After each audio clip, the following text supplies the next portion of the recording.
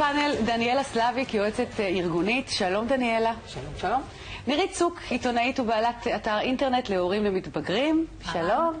ונוח אבגר הלוי, עיתונאי. ברוך בואך. תודה, שלום. חדש בין הבנות כאן. כן, חדש ובודד. לא, חכה, לאט לאט אתה משתלב. וגם היינו ביחד בשומר הצעיר, בילדותנו בחולון, שהיינו צעירים וגבוהים תמיד היינו. בואו נתחיל. אני לא יכולה להגיד את זה על עצמי.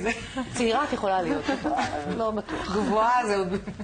יועצו האישי של השר אלי ישי יוזם הבאת עובדים זרים לענף הבנייה. חברי כנסת רבים זועמים על העובדה שישי מגרש עובדים זרים ומביא במקומם אחרים. ובנוסף, המרוויח הגדול מהעסקה הוא יועצו האישי, שמקבל עשרות אלפי שקלים על עסקאות התיווך האלו. שוב השלטון מסדר ג'ובים לחברים שלו על גבם של החלשים? זה הרבה יותר גרוע מזה. כן, דניאלה. לא, סליחה, שאני ככה... לא, כי זה כל כך מקומם. זה בדיוק דוגמה לכל העניין הזה שבעצם אין שום ערכים. האינטרס האישי זה הדבר שמוביל.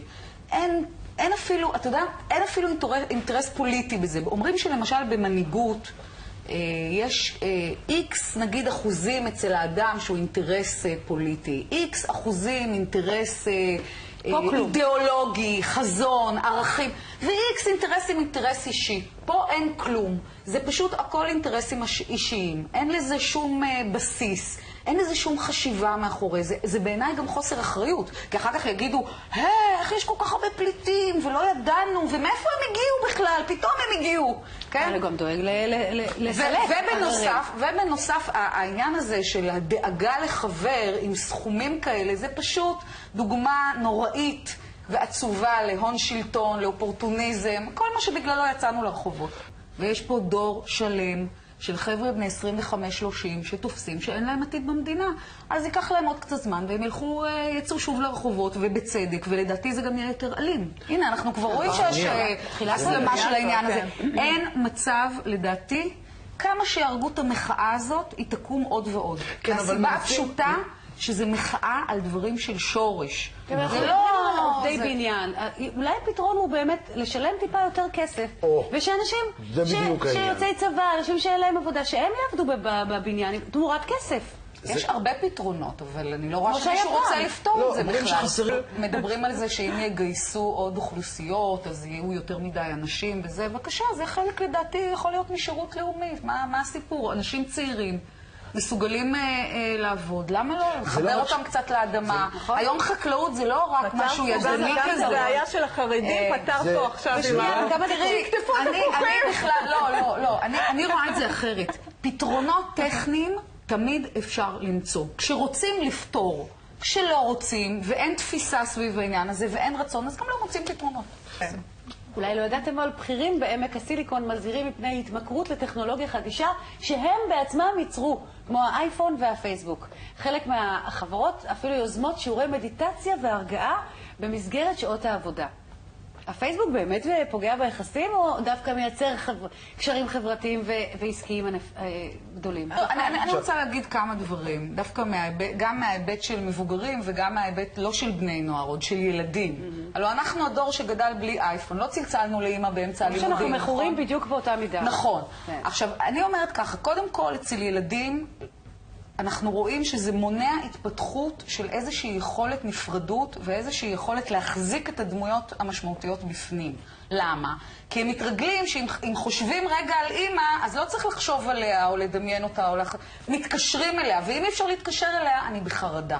ולא פלא שצומח לנו דור של ילדים מאוד מאוד חרדתיים. צומח לנו דור של ילדים שמנים.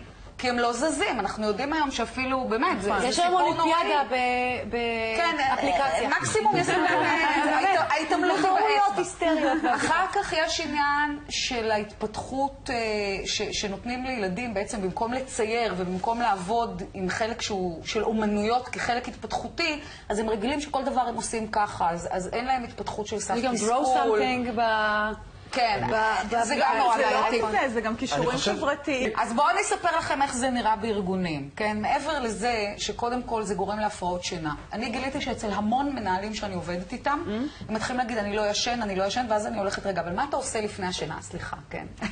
מה מסתבר? מה עושים לפני השינה? לא מבלים עם האישה, בדיוק לא מה שחשבנו. מתקתקים על הלפטופ. עכשיו, מסתבר שמבחינה מדעית, האור של המכשירים האלה, הוא פשוט מעורר את המוח. השאלה אם זה האור או התוכן, שמקבלים מיילים שמטרידים. מיילים של העבודה שאתה היסטרי מהם, זה שניהם ביחד, לא משנה. אז מה את מציעה? שעה ביום דדיקציה? לא, אני מציעה, קודם כל אני מציעה לא, כשאתה בבית, להשתדל בשעות מאוחרות, לא לעשות את הדברים האלה, צריך קצת. עכשיו, גם תרבות הפנאי, בא אליי איזה מנהל, אמר לי, תשמעי, הבן שלי אמר לי יום אחד, אבא, אתה יודע, אני חושב שאתה חוץ מלישון, אתה כל הזמן עובד.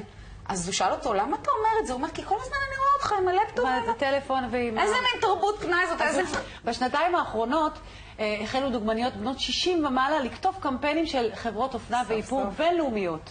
לאחרונה אפילו נבחרה דוגמנית בשם ג'קי, בת ה-60 פלוס, להוביל קמפיין הלבשה תחתונה לחברה מובילה. אנחנו יכולים לראות ברקע את התמונה של ג'קי. אישה בת 60 שמובילה קמפיין אופנה תחתונה, זה אפקטיבי או מביך?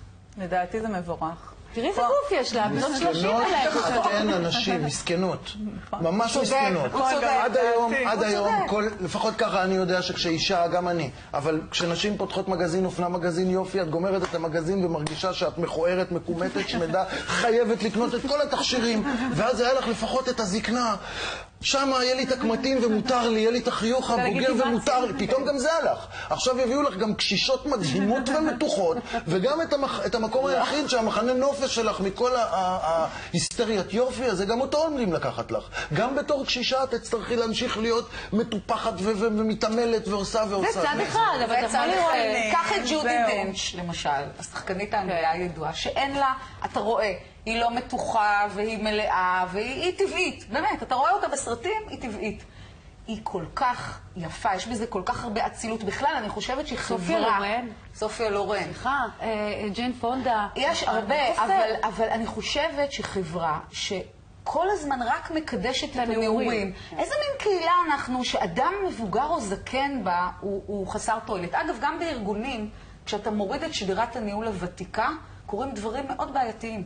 אני לא אציין שמות של ארגונים, אבל היו ארגונים שבהם בבת אחת ככה כל זקני הדור פוטרו. זה השאיר את האנשים ממש, איך פעם אמר לי מישהו? בלי קרקע. כן, הקרקע נשמתה. גם אין המשכיות, אין מיתוס. אל תשכחו גם שתוחלת החיים עלתה. אנשים בני 60 היום, הם 50 או 40 של פעם. אז גיל 60 זה אמצע החיים. אני חושבת שאני בעד.